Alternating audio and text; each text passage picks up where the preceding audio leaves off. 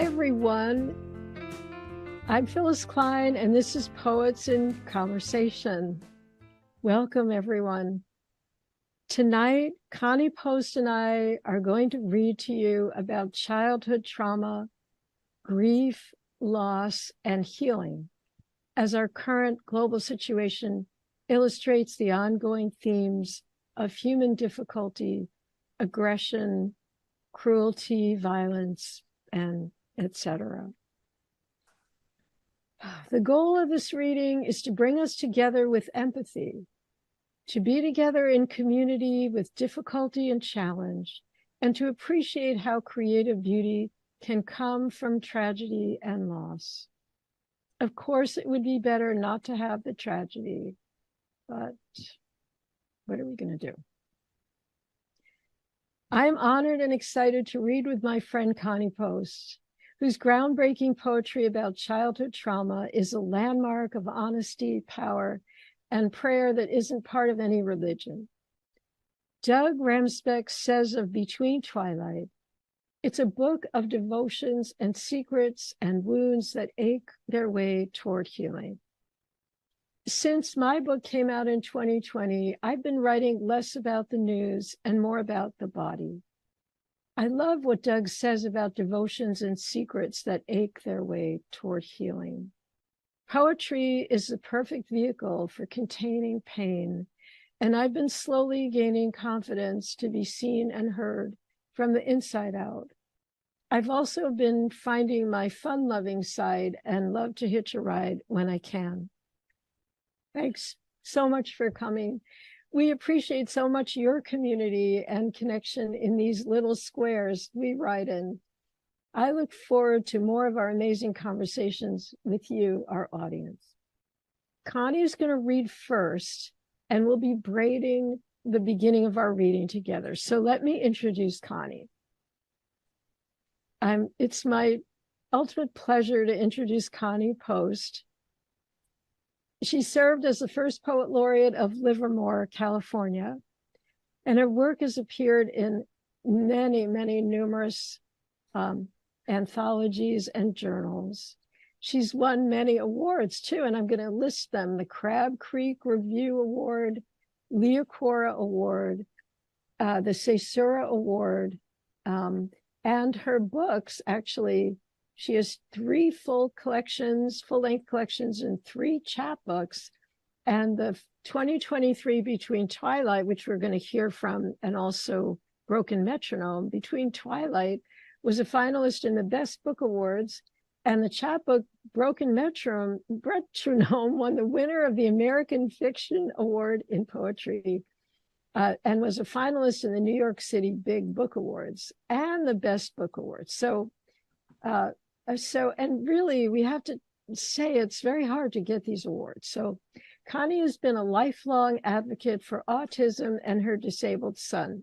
She loves to cook and she makes some of the best lasagna you've ever tasted.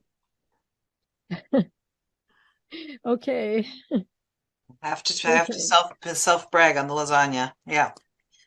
So Phyllis, thank you for that generous and beautiful introduction. And thank you to everybody who's here. I feel like it's such a good thing when it's a high stress holidays, all the things that we have to do to just take an afternoon away from all the hullabaloo and just share each other.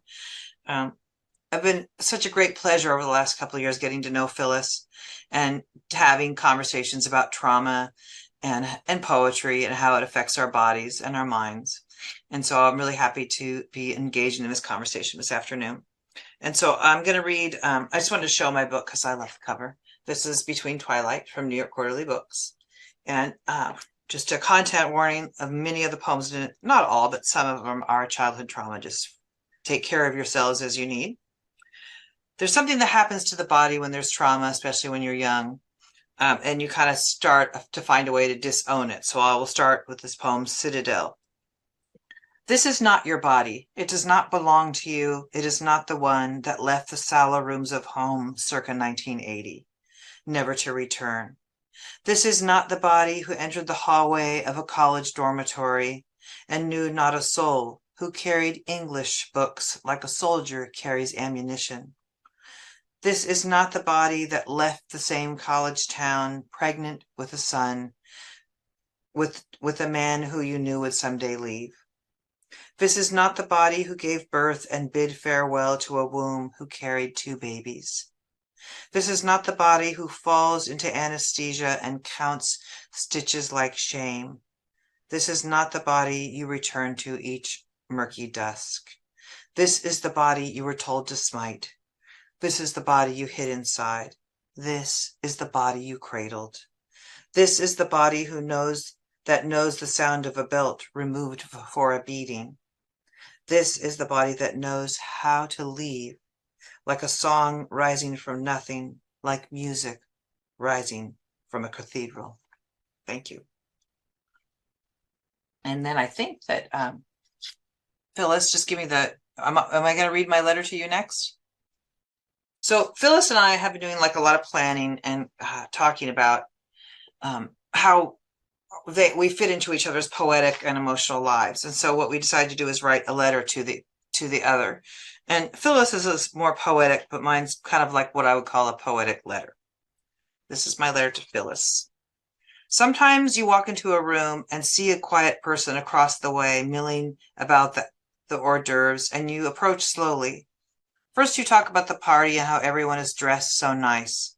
Then a while later, you're talking about how you got to this party and how you didn't really want to be there, but accepting the fact that we are here, so let's make a night of it. The hours slip by and soon there are deeper conversations, and you feel that if there was another life before this one, you must have known this person. Then you exchange books and understand the inner life of your new friend.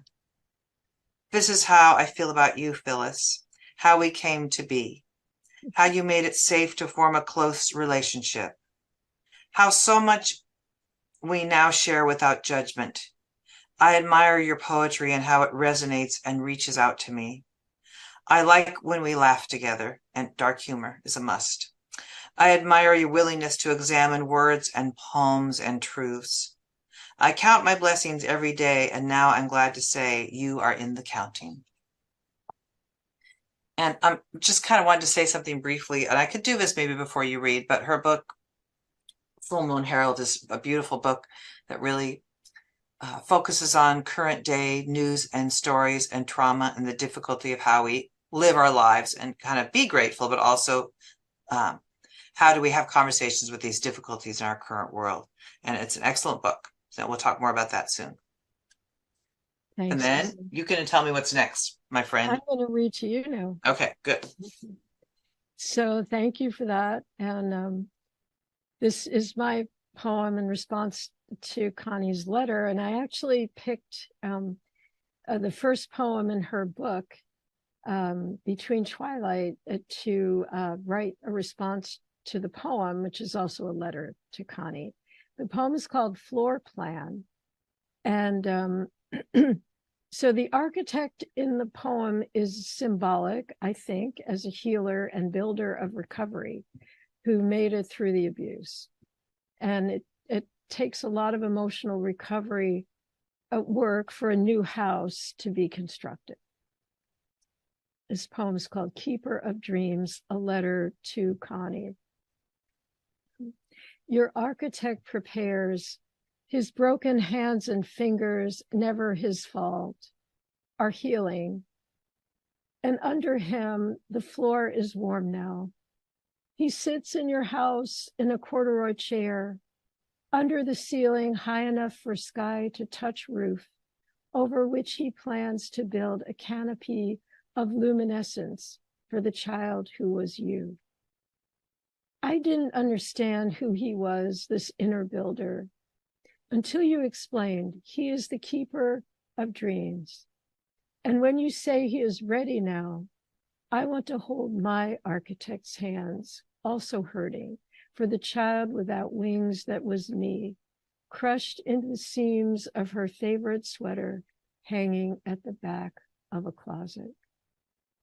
I want to ask my architect to visit and serve him steaming tea cooled with milk so he can hold the cup without suffering.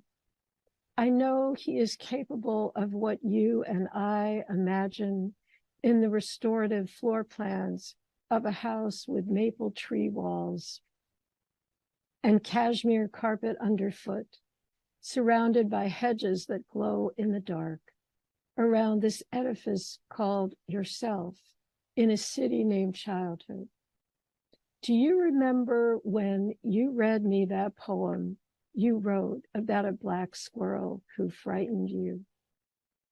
I knew then we could be friends of a deeper nature. Thank you for this building of truth with its open door and its architect waiting inside. I'm completely blown away by that. I really am. I really am. I just want to say I love you. Oh, I love you. And now let me read this next one. And this one is actually it's musing on the feeling of shame, so it's going to take a different turn here. It's something that any survivor feels, and I wanted to write about it and just let myself go wherever I wanted to go. This is what came out. Dwell. I am ashamed. I keep worrying about the next spot of evil on skin. I should be over that habit, which has worn a groove in my jaw, that magnificent hinge of a door jamb I have clenched into a bombed out opening inside a face. I should try not to dwell on the years of pressure on my shoulder, how my heart blasts its blood like a bursting dam, how pain treks from eye to sinus to drips that lodge in epiglottis, and how this might cause choking someday. I am ashamed of my coughing and that dry clump of congestion in my chest. How does the body become a tyrant of death, wielding a black-tipped whip? Oh, my mother buried, dwelling in your landfill of bitter love. My artillery of shame launches its love songs of dissonance from this war-torn building of bones.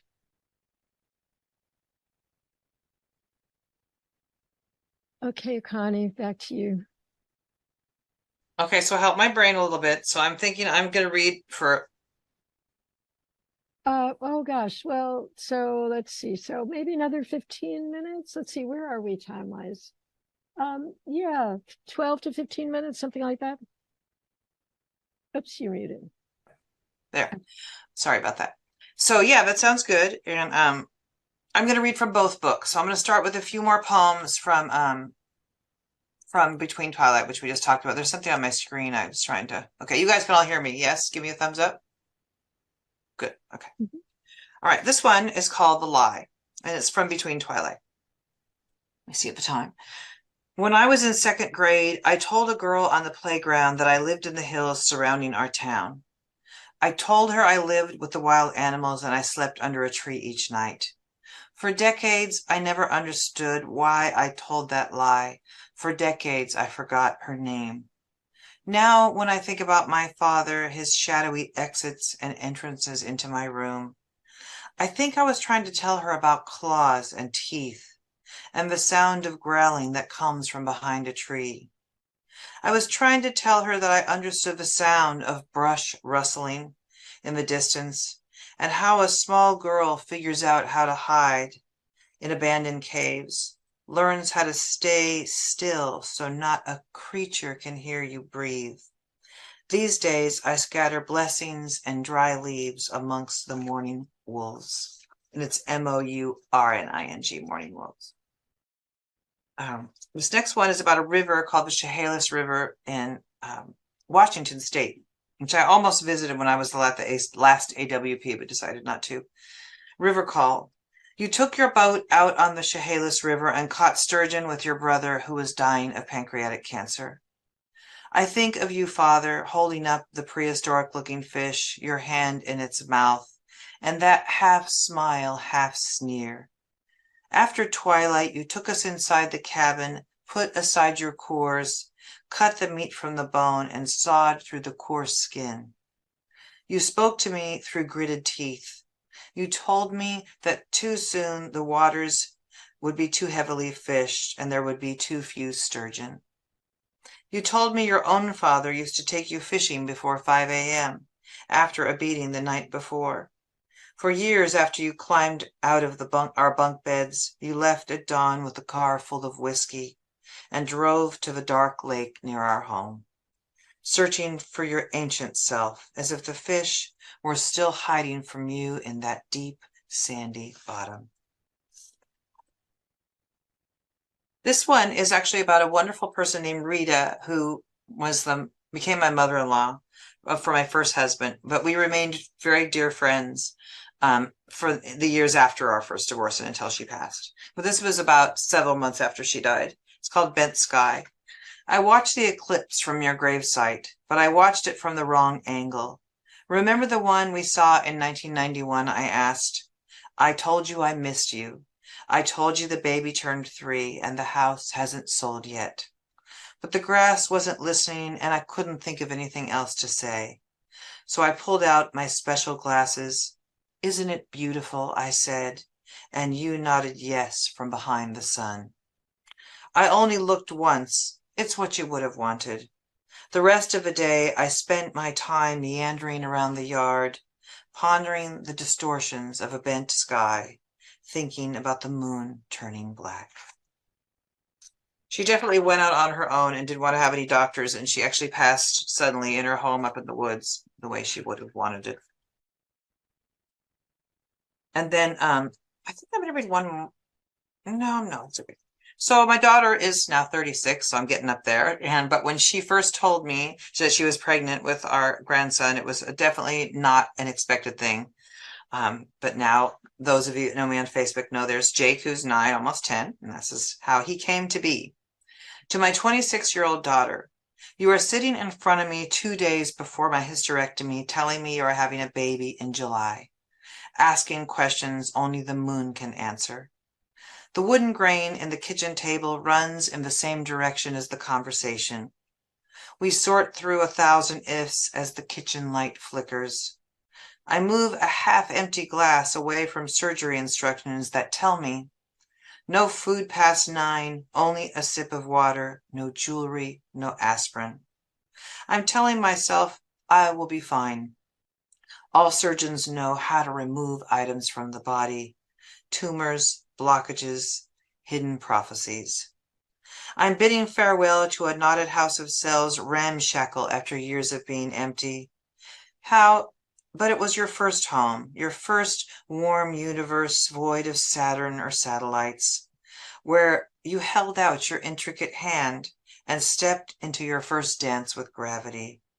You making your own constellations, you forming, emerging as celestial bodies do, quietly changing the galaxy as if to say, I'm here. And then I'm going to read, actually, I think that's it from that book. I'm going to go to, I'm going to go to my book about my brother. So this book is called Broken Metronome. And my sister, my oldest sister, I have 3 sisters, and my brother who passed, but she did the cover. And so we've collaborated on it. She's a wonderful artist. So I'll read some poems. He died a year and a half ago from Parkinson's at age 59. Thank you. And it was Parkinson's manifests very differently in different people. It's not the same in everybody, but he particularly had a lot of cognitive delay, a lot of cognitive failure, and hallucinations, all kinds of things. But I'll read some poems from the book. Searching. Scientists search for a cause. All I can do is comb the literature like a student cramming for exams, trying to map the way back to your first symptom. How can we know what decisions a body will make for us? How can we know how long a mutation will keep a secret? How can we know where your mind is when you no longer speak? All I can hold on to is the memory of your hand in mine when we first went to Sunday school and believed in everything. Then There's something that you learn all these hospice terms, things you never thought you would learn, but there's a particular kind of breathing at the end of life called Shane Stokes breathing. So this is a poem about that. Respiration explained.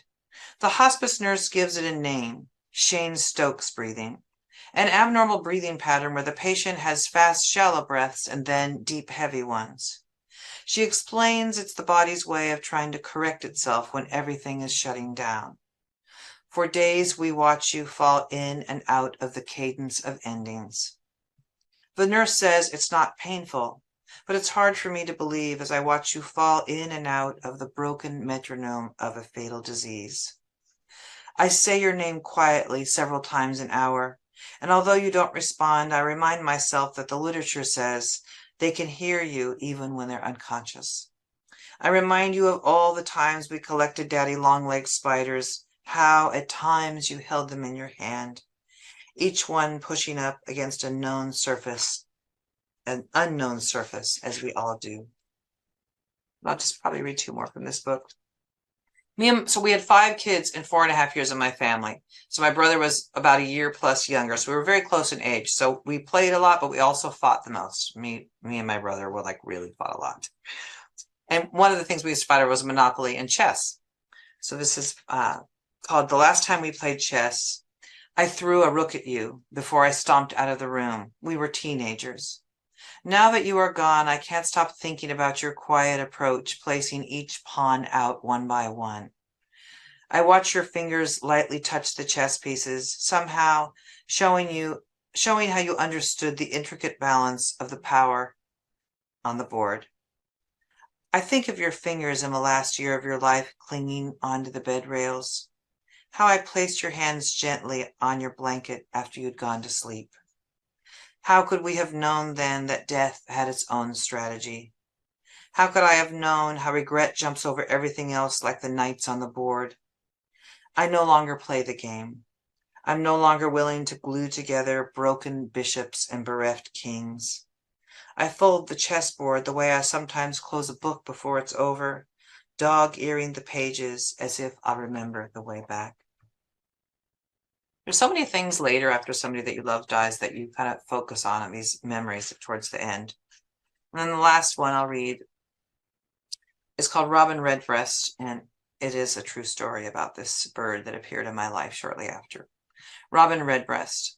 All through your illness, I wake to the sound of birds. I ignore them. I don't care about the type, kind, species, or if they are far or near. I just get dressed and drive to see you. 2 months after you die, a red-breast robin makes a nest in the hanging plant just outside my bedroom window. I watch her carefully. I go to the window countless times a day and make sure everything is okay. I worry at night about the eggs and if they will still be there in the morning. I read grief books.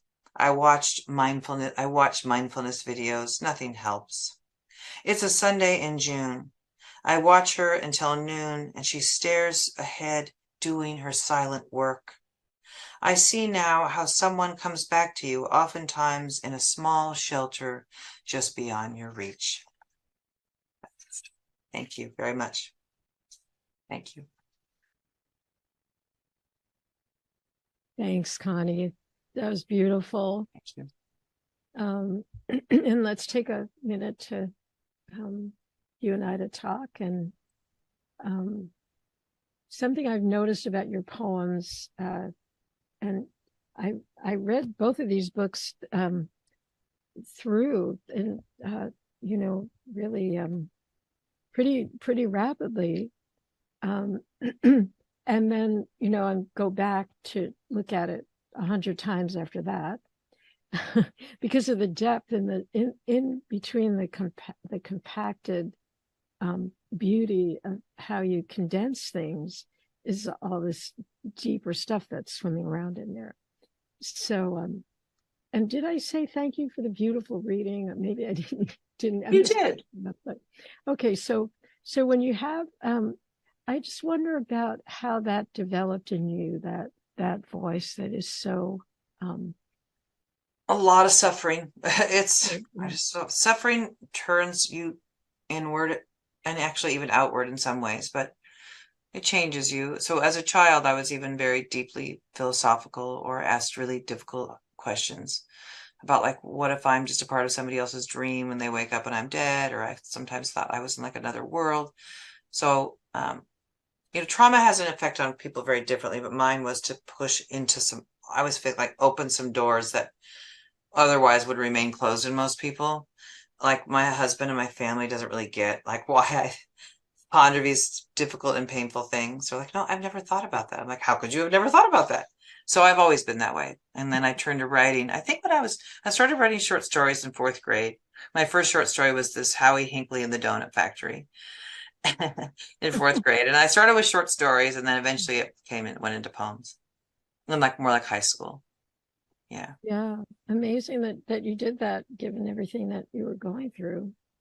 Well, I think art saves. I mean, I know so many people that people said poetry or other art has saved their lives. Right. Yeah. Yeah, for sure. So in terms of how you developed your poetry style, did that, has your voice changed a lot over the years? Or I believe like since 2005, I had kind of a change in my poetry. You don't know until you kind of look back at it, the hindsight thing. But I think a lot in my earlier life, I think I either had too much words, over description, that kind of thing. But what changed me is to start to become very immersed in Naomi Shihab Nye's work. She's one of my favorite poets. Mm-hmm. She did things with language that I thought were incredibly creative and interesting. Right. One of the things she did was kind of like jar the reader, and I don't mean in a bad way, that you cannot, if you hear this one line, you cannot help but hear the rest. So there's this poem of hers called Two Countries, and the opening line is "Skin remembers how long the years grow." It's one of my favorite poems. And so there's a way that I changed my writing after I started reading her, and to a deeper, not deeper, but definitely said differently with more economy in the language. Mm-hmm. Yeah, and you did that just by reading her work. That's amazing. A lot of it. I mean, I've read a lot of other poets, but she, I would say, had the single biggest influence. And if I had to pick a second, it would be Sharon Olds. But yeah. Oh, of course. Yeah. I mean, I have a huge list of teachers. I mean, I've just taken classes and individual, and so I really admire that you've done a lot of that by reading, only by reading. A lot of workshops too, but yeah, I mean, it's always read because you figure out how it's done or not done, and then even sometimes by reading you figure out what you don't want to do. Right. Yeah. Well, you are the queen of the ending too, I think. I would say I toil over my endings. My ending heroine. If it doesn't hit me in the gut in a certain way, I can't let go of it. I'm like, oh, I think that's a pretty good ending. I'm like, nah, didn't hit me in the gut yet. It has to hit me in the gut. Yeah, I don't know if anybody else experiences this. Sometimes with your poems, I'll be reading, in your book, and then it'll come to the end and I'll turn the page to see if there's more before I, go back and say, okay, that's it. But sometimes there's more too. So you don't like on the other page. Yeah. Yeah. So I do a lot of, you don't really need the last stanza. Like remember how the center of the poem seems so good, and then you add all this other stuff, and then eventually you're like, why did I need these 2 stanzas? Snip, snip. That's where the poem ends. Right. It's really hard to see that. I have to take, you have to take days away from it and realize where the ending is. Sometimes it's like, like a or months or years. I want to do that. Yeah. So there's a few comments in the chat. So Charlotte says, what a beautiful, insightful, and moving reading. Thank you. And Anne says the same thing. Anne Vassos, at beautiful and moving images. And Myrna says, thank you, Connie, for this deeply touching reading. I will make sure to enjoy it again. Oh, thank you. Thank you. That makes my heart sing. Yeah, beautiful. So let's see. So is there anything else you want to talk about now? Is there any poem that you read to us that you want to say anything more about? No, mostly about, I just want to make a side comment. So like there's a lot of poems in between Twilight about the body. And there's just a lot of studies that go on to say that people who are traumatized when they're young have all these problems in your body later. Right. And so it's interesting that you disown the body, which I had mentioned in my poem Citadel. And then eventually some of the healing path is to get back in it and then be able to actually feel it, which is actually the worst part of the whole thing. You're like, I was better outside my body. I was happy there. Right. Well, relatively happy. Mm-hmm. But no, I just feel like my one of my goals in my life is to reach other people with similar experiences who don't have to be in hiding anymore. I've got a lot of messages that were private from people who read my other book, Prime Meridian, which is primarily focused on incest from my dad. And I got a lot of response to that, because if my telling the truth can give one other person permission to tell their truth, then I think it's worth it. Yeah. So we have a comment from BK. Go ahead, BK. Oh. Thank you. Oh, you're muted. I really enjoy your poetry. This is very moving. The last poem, Robin Redbreast, is quite beautiful. Thank you. But I notice about your poems, I know that they deal with very difficult subjects, but I also see light and goodness, especially poems about your daughter, about your brother. And I wonder if there's, after you finish the Between Twilight book, and there's that poem about your father, about what happened to him in his childhood. I guess I was thinking about the possibility, a very difficult possibility of forgiveness, if there's room for that after writing these poems and looking back. Do you want to talk about that? Yeah, it's actually a pretty interesting conversation I've had with a lot of people. What I will say is forgiveness means a lot of different things to a lot of different people for reasons. And so I feel like I have to forgive my own life and what I did to myself. I just will say that I've been in a lot of groups for sexual abuse survivors that they say the magic word forgiveness, but it doesn't always matter, like when you let go of all the pain. But I think that what we can do is understand where our parents came from, and understand that we're part of a cycle of multi-generational abuse, and understand that that's how it gets passed down. There's a saying that if you don't pass it back, you pass it on. And that's super important that what I feel like I did to my healing is to make sure I didn't pass it on, and that my children were spared from that.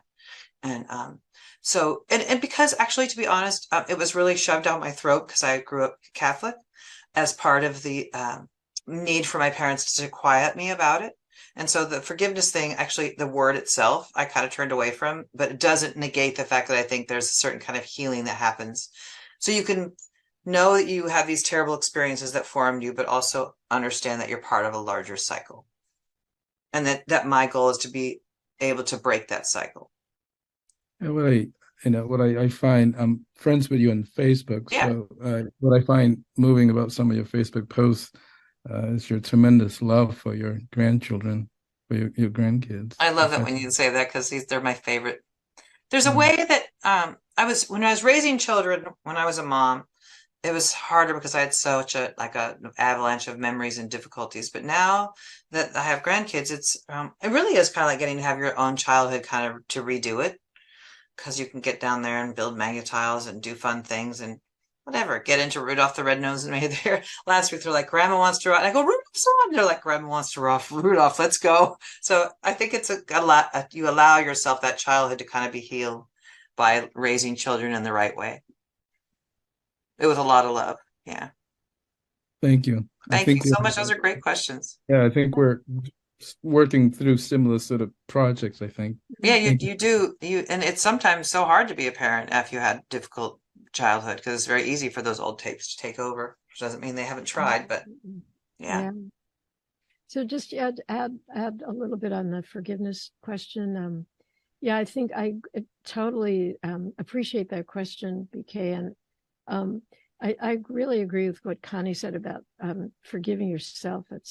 And working with yourself to love yourself, and also to really see how you can love a lot of other people, and get more in touch with your ability to love, even if you didn't feel very loved as a kid. Yeah. And then I like that. That's good. I'm sorry? I like that. That's a good way to put it. Yeah. There's this other thing too that so aside from parents, I mean, that's very, very complicated, and sometimes you're never going to get any kind of recognition or apology. You have to accept that. there is also the chance that, that you'll have the experience of being apologized to in a really deep and meaningful way. And it can be anyone who, has harmed you. It doesn't have to be necessarily your perpetrator. And that the experience of that, I think, is extremely healing. Because not only are you working with yourself, but another person has shown you how, how they can accept what they did that hurt you and express sorrow and pain about that. I've watched a lot of literary scholars about I did a lot of reading about forgiveness for all the reasons. It's always a conversation. Obviously, but what the two things that I thought I liked, some a religious guy said, he was a pastor, I think, but he said there's two things that have to happen, which is acknowledgement and atonement before that can even happen. So sometimes I think that there's things that have to happen before that happens. Right. Yes.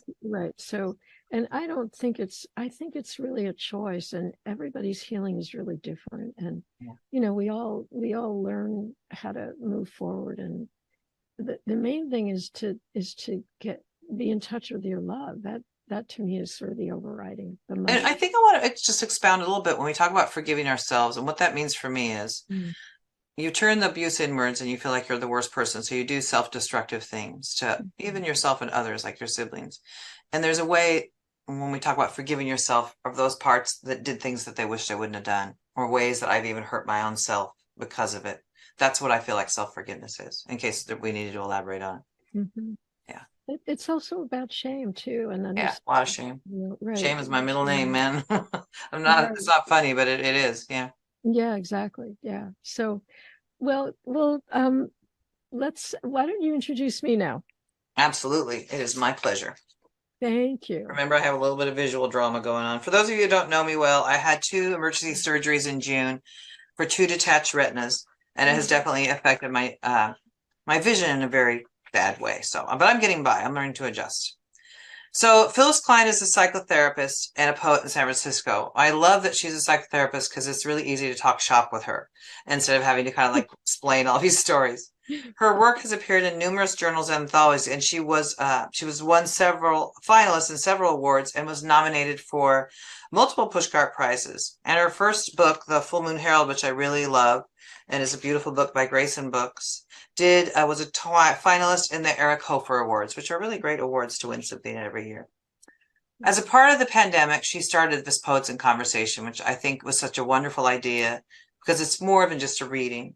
And I think that we grow to love each other in conversation with each other. And that's what I feel like she really curates here, is not just poetry, but a deeper connection and understanding who we are in a deeper way.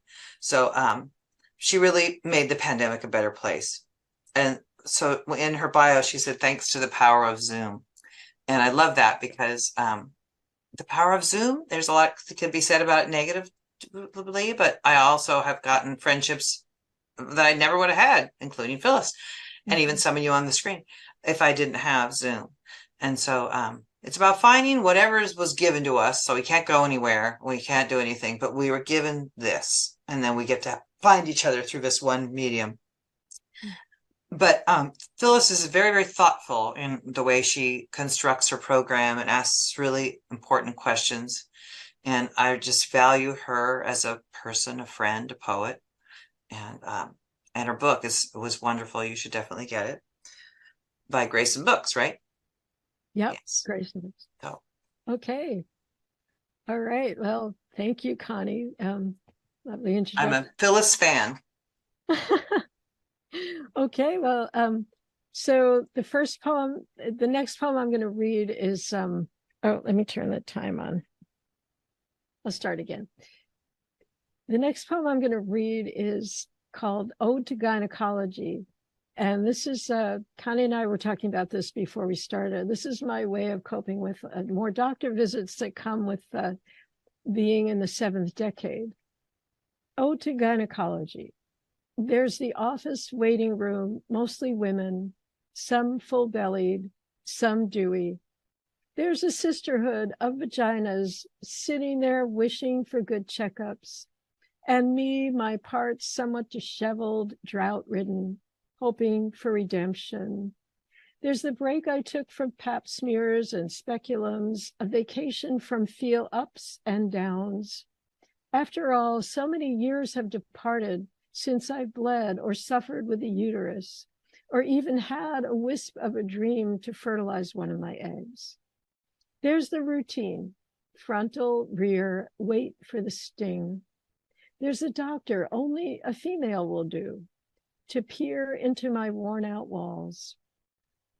Maybe it's a party up inside, maybe it's a sick day. No streamers or soft guitar music, no gossip or showing off, just a laid up room. Just a couple of retiring ovaries to greet her latexed fingers. Everything's so mixed up down there in the female bush, a crossing of organs, outspouts, and dumping zones, and she'll enter carefully, unafraid, a spelunker, explorer of the hidden. Clothes off, wrapped in a paper gown, I wait for her soft knock.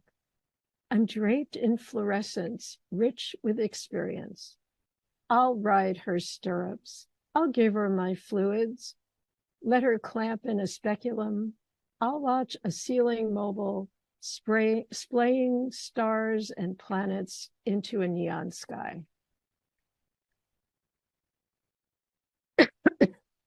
Excuse me. Okay, and then the next one. Okay, this is from my book.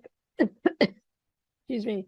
And this is about what Connie was talking about, trauma that comes from previous generations, inheritance. When I hear him say he learned the world isn't safe because his parents came out of the camps, my blood thunders its drum. I had told myself the place I grew up, so far away from there, my parents never there. Home was Brooklyn, was Manhattan. They married, escaped us to the suburbs, safe streets to walk in the sun's caress. On our bodies, new clothes, new shoes on our confident feet, waiting for the bad thing to happen. The way my grandfather waited for immigration to bang on his door, deport him every day, waited. My grandmother's stories, how she hid under a sheep's belly to escape the pogrom. That wasn't anything to do with now. And it wasn't the camps, because I had to lie to myself. Everyone did. It was easy at first. I am away from my birthplace. My life is my own. But every day for years, I wake up with the dread. Surely I'm going to die. Daily chant. The betrayal, nowhere to run. My mother, now the enemy. My father, the helpless one whose dark side unfurls, as if my home were a camp that nobody noticed. There could have been barbed wire surrounding that house. How this thing so big, so impossible to imagine is still alive, like the monster's eye in the horror movie as it stares into me, the things I don't want to feel barreling through. That's like what Connie was saying about, when you start feeling things, that's when things get a lot harder. This next one is, about coping with age, as those larger numbers I was mentioning are happening and endings are looming. And I'll read the epigraph first. It's for a painting. It's an ekphrastic poem that was done by Joan Mitchell. She had a wonderful exhibit here in San Francisco. And the epigraph is: music, poems, landscape, and dogs make me want to paint. And painting is what allows me to survive. And the title of the poem is, She completed this work shortly after she died. Shortly after she died. If only she'd had more years. If only she could have taken a few canvases with her to the other side, her raucous sunsets rendered in strokes of pink and black, with semi-gloss or matte. I hate the idea that death arrives in the middle. The girl whose dog wanders off might launch a search party for the rest of her life. I know people who punish themselves forever. I might be one of them. How natural it seems to paint internal winters of charcoal and ash, to push myself into overproduction, no time for respite. I don't want to be dead, don't want to be a statue, even if I'm in a museum. I'd rather pretend that the dog reappears at the door, pretend that my body isn't aging. But it's going to happen, this hard stop into the abstract, even if brushstrokes remain, this ending.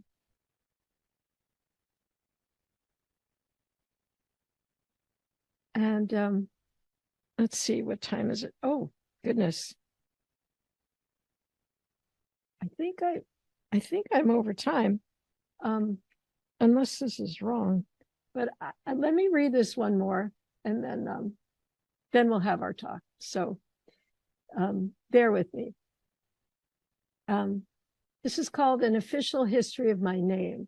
So one thing I have to say about my name is I like hearing my name said out loud. Especially if somebody who loves me says my name, it helps me feel seen and heard. And so when I read this poem by Mark Wunderlich, which is also about his name, called Wunderlich, it just made me want to write this poem. So it's called An Official History of My Name. Oh, okay. Len tells me that I'm doing fine on the time. Thanks, Len. An Official History of My Name. It comes from the Greek for greenery. Phyllis, ideal pastoral maiden who dies of a broken heart or suicide, depending on the version of the story, gets turned into a tree. A Waterhouse painting in which she rises out of her almond trunk, bare-chested, fragile, with Demophon, that lousy lover, looking up guiltily. Unrequited love, bad endings, guilt, menopausal insomnia. My name has been planted on the North Pole, sung to sweethearts with guitar accompaniment, flown in a banner behind a small airplane. Jewish mothers hovering, father like a fang. In the annals of my identity, it's analogous to caregiver, tenacious healer, determination with a bruxism problem, also attachment problems, sex just off a hiking trail, fear of quintessential varieties, shutdowns, thermostats, ceilings, terror of rent past due, lugged around in a sack labeled worry. Husks where youth once was. My name, also known as Phillida or Felicia, and Felicity, a secret name a teenage prodigy in a wheelchair gifted me on his way to somewhere else. Only Perry calls me by this name, which means it's a secret. Popular from 1916 to 1958, when it nosedived into virtual obscurity, now an old lady's name. And what does it mean that the two most famous Phyllises are Diller and Schlafly? Impossible to feel good about that. Also impossible to spell the plural. Sometimes I say it out loud to myself. My version is dressed up, jeweled, closets hunched around crowded fabrics, felted pouches of gold and silver landslides. Paper-thin hair that lost its curl. Shopping trips to bargain basements, sagging racks of lace shirts, endearing dresses sized extra small. It wears fake tattoos hidden to warn off further skin cancers. Yearning, as in, I want an electric car, as in, I want to be called Kwame or Crystal, Louisa or Jacqueline or Destiny Birdsong, as in, I want hair like Marie Howe. It's the reach for something better, the climb hand over hand, as if on a ladder of myself, footsteps, footprints everywhere. Thank you, everyone. So, now it's my turn, right, to ask you some questions? oh, actually, you can ask me questions, and everybody, let's open it up to everybody. Okay, yeah. Yeah. Why don't I So, just do the kickoff question? okay, sure. And then ask away as much as you want. Yeah. So that was a beautiful reading. I mean, there's so many about it. I love the way you celebrate aging with kind of humor and seriousness. You know, what we're prepared for, what we're not prepared for. But on the ladder of myself, I really loved. And talking about waking with dread is really hard for a lot of people. I think you addressed it really beautifully. But this is I really want to know from you if there's some themes you wanted to write about but haven't done so. And if you haven't, why not? Oh, I knew you were going to ask me that question. That's the hardest question you had. Oh, gosh. Well, the thing I was going to say, I have a very short answer to that, and it's my father. That's it. Well, that's self-explanatory. So, yeah. Okay. Anything else? Oh, I want to know who some of your favorite poets are. Oh, well, you. And then Perry Longo, who's here, who, by the way, is the recipient of my secret name that's no longer a secret. Myrna Herschel, who's here, and Anastasia Vassos, who's here, Bon Kang Tuan. Okay, all right, and I'm sure I'm missing a few other amazing poets, Patrick Daly and Charlotte. And then let's see. So I have a lot of teachers. And so I'm not going to remember to say everybody, but Rosemary Watola Traumer. Are you familiar with her? Connie, or do you know her? Say it again. Rosemary Watola Traumer. I have not heard of her.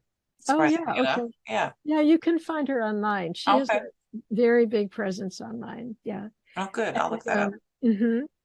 And Paul Farrakano. Yes. You know Paul, yeah. That's how actually her and I met, through this wonderful San Francisco poet. That's right. Part-time Santa Barbara named Paul Farrakano. That's how we met. He said, I have somebody I want you to meet. And then the rest is history. That's right. That's right. And then we read, he gave up a spot in the reading in Ventura, and he said, why don't you two feature in that reading? That's right. Yeah. We actually met. Yeah. Yeah. Oh gosh. And then, just Amanda Moore, she's another San Francisco poet. She was a teacher of mine, and actually I'm in a fantastic group of poets that we're still really, really love each other and totally connected. And Anne is one of them. She's here. So, yeah. So, gosh, and I could go on. And Mark Doty, I have to put in the word. Love him. Yeah, he's great. Oh gosh, I adore him. Does the audience have questions for Phyllis or me? Let's see what's in the chat. Let's see. Oh, right. Myrna's asking if I have a new book on the horizon. What I find lately as an older person, I keep saying what I'm going to do, and then it takes me like a while to do it. So I keep telling people I'm going to have a book, maybe, I don't know. And then, a year later, I'm still telling everybody, I'm going to have a book. It's kind of like hearing aids. It's the same thing. I'm going through that. So yeah. And also it's a lot of work when you're hosting and reading too. It takes away from your writing. I was a host for 13 years, so I know it makes a difference. Wow. Do you want to tell us more about that? Like what was your hosting? Oh, when I was the first poet laureate of my town, I was responsible for developing all these new programs. So the blank canvas is both beautiful but difficult, because you have to convince people why they need poetry at their event and everything, and at their literary thing. But you know what? I lost my train of thought. So I started hosting. I set up 2 series called Wine and Words and Ravenswood, which were really well known in the Bay Area. Ravenswood is this beautiful old-fashioned Victorian house with all these vineyards in front. And we had a lot of great people there. So I did that for 4 years. And then I have a dear friend in the Bay Area named David Alpa, and he was running a series called the Valona Deli Poetry, Second Sunday Poetry Series. It was very popular. They had a jazz band afterwards. It was just in this strange little town Crockett's really a municipality, not a town. And so I ran that for 8 years. So, and it was really a wonderful series. So, yeah. And I got to know a lot about people and poets. Poets are like herding cats, as we know. It can be when you're running something or you're an editor or even a host, sometimes there's difficulties that come along, which I learned to kind of deal with for the most part. Yeah. And poets, that's kind of a sidebar, but it made me think, I think poets generally kind of we all have kind of a lot of wounding a lot of times, whether it's from, and even artists. And I think sometimes when we get into this world of poetry, sometimes that wounding comes out in either positive ways that are helping each other, but then sometimes not in positive ways. They're acted out on other people, or jealousy, envy, all the bad sins, all that stuff. It's complicated. It is such a competitive sport. Yeah. It's hard to be creative in a world that is very competitive. Yeah. It's like you can't think about that when you're writing. You just have to write, not think about any of the other stuff. Yeah, I do want to say, I really can say that I've been really lucky and just have had beautiful experiences with people that I've invited to read. It's been absolutely fabulous. And I see that I forgot to mention Nan Manili and Anne. Oh gosh, I'm gonna lose your last name, Anne. Harding Woodworth, yeah, who are here also, and I'm so appreciate you being here. And you did a beautiful reading with me, and they curated the whole thing, and I hardly had any work to do at all. So, and BK was here with his friend Greg, and what I find is that I don't know exactly how I figure out who to ask, but then sometimes I do, it's friends or people who have books and I really want to honor them. But lately I've just been sort of letting myself read and see who I can find. And it's been really beautiful in terms of no one says no. Well, one person said no. She was really busy with a novel and she's been touring around the country. She's really, really busy. So, but in general, no one has said no. And that's great. I've had a lot of fun. So, yeah. I also wanted to add that a lot of talk is had between friends that are close about some of the ugliness that comes out in poetry world. But I always tell people, especially if they're first starting and it's hard with rejection and all that, I just say, those aren't your people then. I mean, if somebody is nasty to you or that you feel bad or misrepresented or not seen, those are hard feelings to cope with, but then they're not your people. Find the good people. I always tell people you love, even if they weren't a poet. And so I'm a very big believer in community because I had to build a community when I was poet laureate. So I think poetry communities are some of the most valuable things we can have in our lives. Supportive poetry communities. Yeah. Yeah. And finding the people that you groove with is finding your people. Yeah. Really, really important. Yeah. Yeah. Like Perry, I felt this total connection to her for so many years. Because we met, I forgot, we met for a number of times. And even no matter how far away you moved, I always love you. Well, I love you too. And of course, Felicity, my friend Felicity. Yeah, my friend Perry. I think we met, one of the times we met was with Poets in the Schools. Weren't you in Poets in the Schools? Well, not me. Oh, I thought you were. I wasn't either, yeah. No. We just met through poet laureate programs, I believe, various regions in the Bay Area. Yeah, there was when I was poet laureate of Santa Barbara, there was a big poet laureate meeting in Sacramento, and maybe it was that one. It was the 2008. That was this huge statewide conference with all the poet laureates of the state. It was super awesome. I was poet laureate from 2007 to 9. Right, so I put it right in there. That's where we met. Yeah, and then Al Young was the poet laureate at the time. There was jazz and food. It was super fun. Yeah, it's great. So yeah, but let me say that the next reading I'm going to be doing in January is going to have Anne Vassos and Richard Forster, and they were here. Yeah, so I'm really looking forward to that too. So, so let's see what else. Do you want to talk about poems? Or, I don't see too many questions here in the chat. BK, yeah, please. I'll just ask another question because I have so much free time with the kids being out there. This is like my free, Cool, go so for it. please forgive Take the me. money and run, man. I've been having a difficult time writing because of I feel like our world is I mean, Oh, it's yeah. pretty bad. And Yeah. so I don't Definitely have imagine. the energy to write. I guess my question is a really, really cheesy and open question. What is the purpose of poetry? You can answer that on a personal level or on a more social, cultural, political level. Why do we do this? What is this purpose? Can I open that up for everybody to answer that? And do you want to start, or would you rather hear from other people? And then if you want to chime in, you can. But I'm talking to you, BK. Do you want to answer it for yourself, or do I you love want to to wait? listen. I love listening. Okay, you want to wait. Okay. Yeah, so yeah, Myrna, do you want Yeah.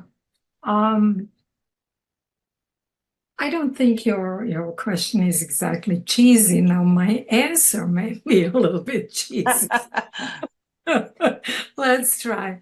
I've started writing poetry very late in life, indeed. And I just didn't know I had it in me. My life was too busy in every possible direction. So, but I will say this, how would you turn it off? Okay. I mean, if you have this urge, once you discover it, not to worry. You may be, for the moment, obsessed and traumatized by what is going on or personal things or whatever. But I think that once you start seriously writing for yourself, not just to be heard, but for yourself, you discover how necessary it is.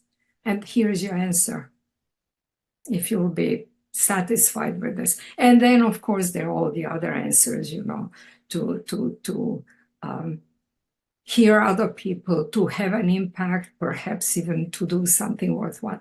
But for me, none of this is as essential as to do it for myself. So that's the way I feel about it. There's a really good quote. I love that discussion, but there's a really good quote that says poetry should disturb the comforted and comfort the disturbed. And I try to go off that.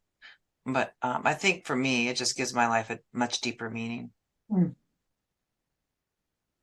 Terry? I need things to mean something. Yeah, really, really important. Perry? Oh, you're muted. Ta-da! I read a interview of Gregory Orr on PBS a long time ago, and I'm a big fan of Gregory Orr's. And he said, "Every time I write a poem is proof I want to survive." And I've always thought that was wonderful. I love that. Oh, and another thing is that, in really regime societies that are being taken over by extremist regimes, they always get the poets first, or Right. kill them. They said, please don't shoot the poet, because we're truth tellers. We're the truth tellers of our society and our world. And sometimes, like, I know for a fact that a well-known poet was killed in Palestine, and they said the day before, we're going to get you. They don't want them to be telling the truth. I don't remember. It's Rafat. I wish I could spell the name correctly. I can find it really quickly. Oh, gosh. But it was a very tragic thing. But we're the truth tellers also, and I think that that's important.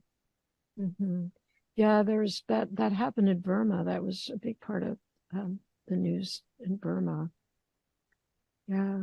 And also, another thing that I think is so important, in addition to surviving, is that I forgot what I was going to say. I can't believe it. Come back to me. Because it's important, and it just right out. Join the club of missing your thoughts in the middle of your train of thought in the middle of it. You were talking about being in addition to surviving, something else besides surviving. There you go. When we write, and maybe this is therapeutically, we write to silence the chaos of our mind. Poetry goes into one place, and we have all this noise going on, and it goes to one place, and through that we discover what we're really thinking about, which we wouldn't know until we wrote that poem. It helps us know what we're thinking about, looking at a specific image or a specific moment in our lives. And I think culturally that's really important, and why hearing diverse voices is so important, because we can see how much we are like as human beings also. Harry, you nailed it. Nancy, yeah. You did nail it. Yeah. And like comedians and poets both tell the truth. Comedians notice tiny little observations and things about the world that we wouldn't tell everybody, but we think they're very funny when they talk about them. And then poets tell the truth in another way, through verse. Yeah, and we even lie too, and that's still all the time. Yeah, Nancy, go ahead. Yeah, I'd say yes, what she said. When Myrna, I believe, said something, it reminded me that I think I would look at poetry in the same question. I would say, what is art, and what is art for? I think that on a personal level, it has helped me transcend the experience, a painful experience, by immersing it and rising above it and turning it into art. And I think as a society, then that has the same, possibility. And it is also what Perry was saying. I always say I write primarily for self-knowledge, self-discovery. And if you think of that on a societal level too, I think it works both ways. And I think you could say that about any art. You can also say, specific things. I always say, poetry is the voice of the unconscious, or it's the unconscious, it's the inexpressible. And I think we have to acknowledge that there is more than what we see on the surface, that there's other things that are also real and true. So anyway, kind of a sum up, I think, of well said, Nancy. Real well said. Thank you. Yeah, Patrick. Oops, you're muted. I'm sorry. Okay. I think there are two primary strong motivations. One is simply to make something. I think that's a very strong human need, is to make something. My dad was very good with his hands, and he actually didn't exercise his talents very much. He was sort of more of someone who was, he was an army officer. He was, more of an administrator or a boss. But when he made something, he made it beautifully. My mother also, she was an actress, so it was a little closer. But I think I got from both of them the joy in making something, of having something come out complete that wasn't there before.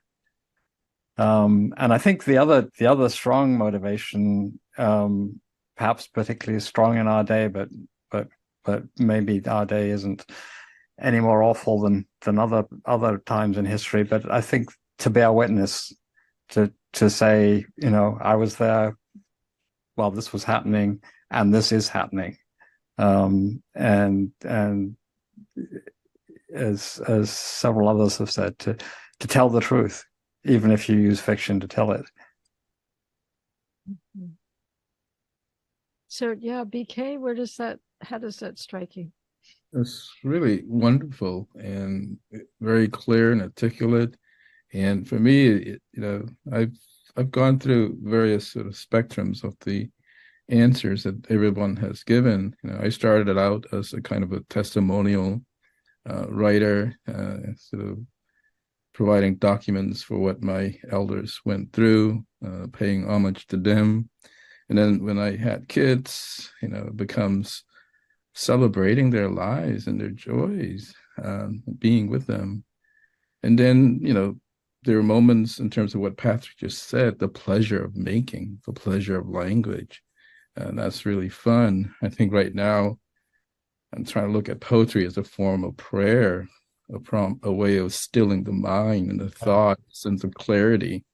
And it's been really difficult. It's been very difficult. And that's why I asked that question. But thank you. Thanks for the question. Very thought-provoking, yeah. You're really thought-provoking. Yeah, I'm with you. It's really hard to write about anything that's too it's too disturbing. I'm having a lot of trouble with that. So I actually really like it. It's part of who I am.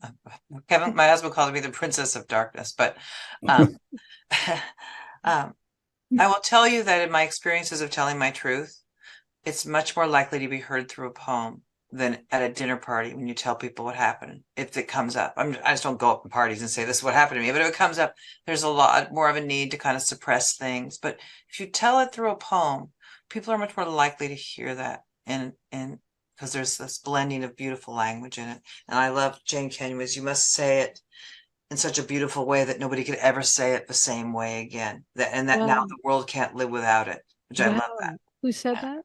Jane Kenyon. Oh God, that's great. Yeah.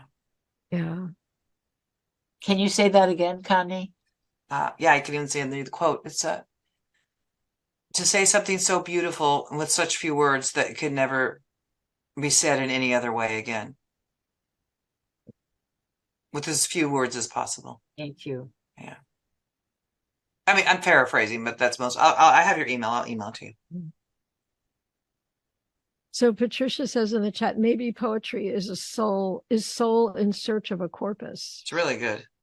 Actually, I have to I want to grab a book. It's right over here. Just give me 1 second. Okay. I'll be right back. Yeah. I love that quote, Patricia. That's or that what you said. Yeah. I don't know if maybe you're quoting yourself. Yeah. Okay, so if you can get this online, it's called What is Poetry by Lawrence Ferlinghetti. And it's all these tiny little pages of these little vignettes. And I used to do them before I would open my readings with a little quote. But poetry is the news from the frontiers of consciousness. And one of my favorites said it's the language of naked statues. I mean, this book is one of the best books. It's this little gem, and I used to find, and each page is just a tiny little allegory. So it's called What is Poetry, Lawrence Ferlinghetti. Okay, let's put that in the chat. Yeah. I'll put it in the chat. The dialogue of naked statues. I just love that line.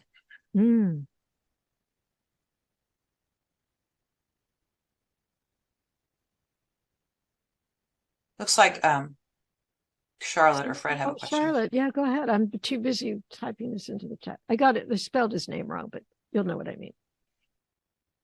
Charlotte, yeah. Oh, you're muted.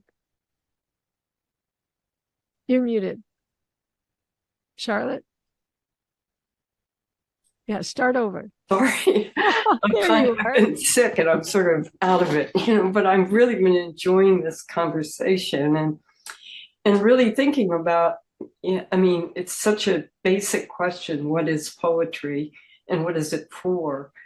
And, it seems to me it has to do with inward and outward. It's bringing what's in us out. Here we are, these little creatures as ants staring at the universe. And, sort of standing up and saying something and then seeing what's outside, the horrors, for example, of our time, and trying to yell back at that too. So it's sort of like the largeness inside of us coming out and the largeness outside of us coming in. And anyway, I guess I don't know what I want to say except something about that, about sort of encountering both yourself and the world. That's beautifully said. Yeah. Thank you. Connie just put a link to that book in the chat. So, and let's hear from Fred. And yeah, unmute, and don't forget to unmute yourself.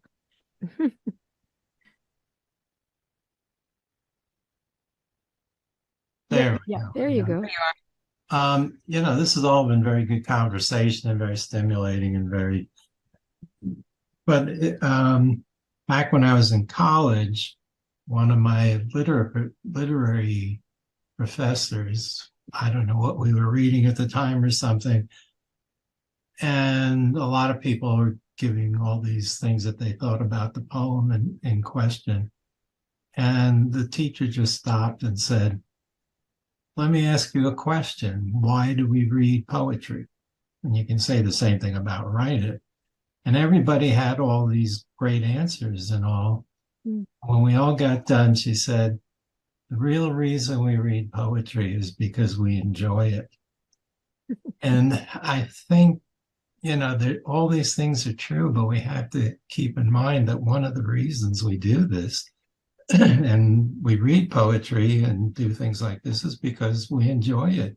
And other people hopefully enjoy our poems too. So, I think that's just something that has to be included when you say, why do I like poetry?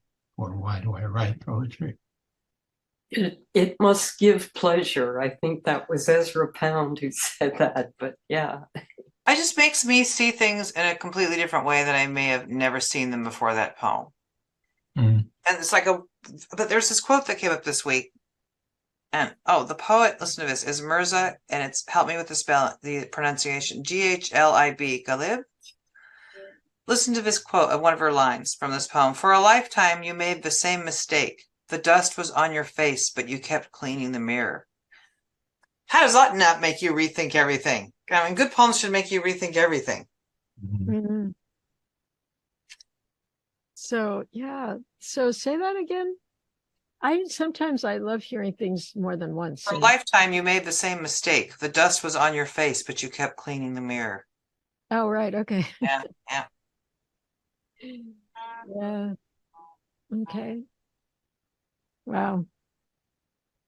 Speaking of lines, before we finish up, I just wanted to throw in a few of Connie's lines here. Let's see. I'm just going to open the book. I circled. Oh, let's see. Okay, well, here's one from Citadel. Here's a few. This is not the body who falls into anesthesia and counts the stitches like shame. And then the end, how this is the body that knows how to leave like a song rising from nothing, like music leaving a cathedral. Okay. Thank you, Phyllis. And then how about this one? From all my wounds are self-inflicted, which that just really gets me. Wow, gives me the chills. This is the end. I could go to school and tell everyone I fell off my bike and tell everyone how much it didn't hurt. Thank you, Phyllis. Yeah. Let me give you a few more. And we're going to read our last poems from other people, right? Yeah, we're going to read our last poems in a minute. Just want to make sure I had it ready. Yeah, get it ready. See, this is from The Fire is 10% Contained, the last two stanzas.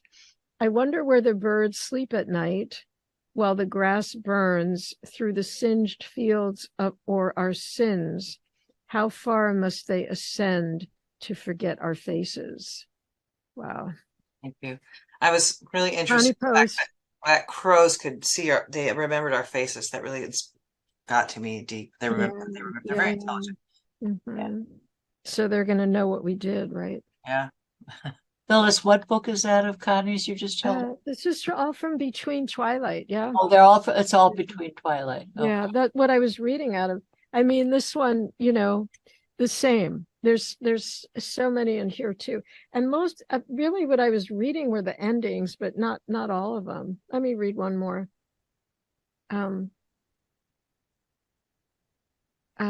This is from Respiration Explained for your brother.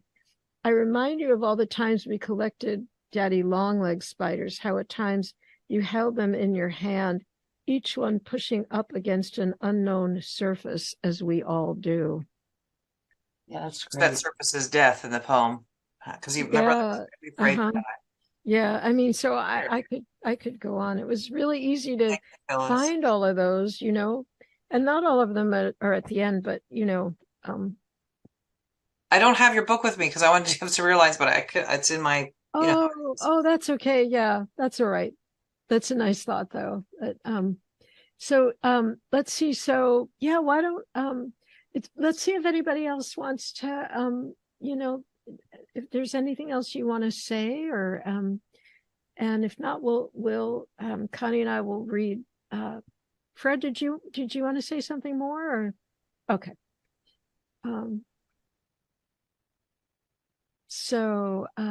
Okay, let's read our poems. I just came up with this yesterday. Connie, why don't you read yours first, and then first, before we go, I want to thank everybody personally, individually.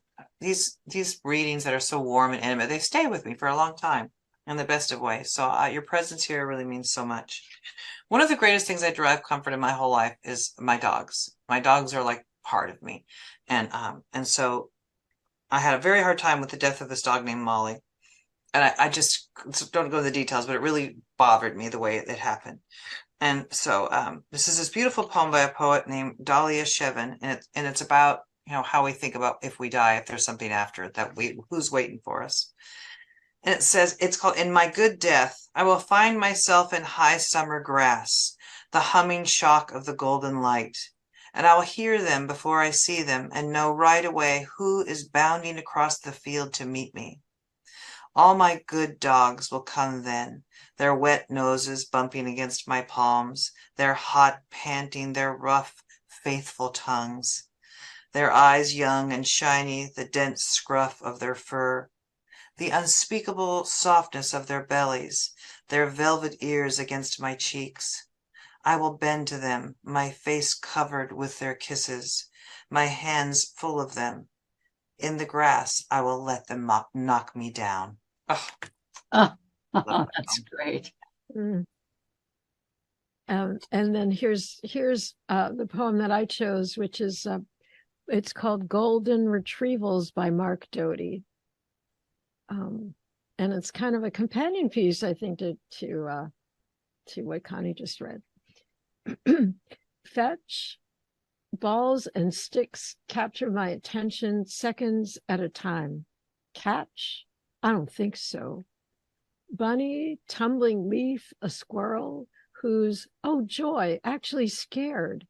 Sniff the wind, then I'm off again. Muck, pond, ditch, residue of anything thrillingly dead enough.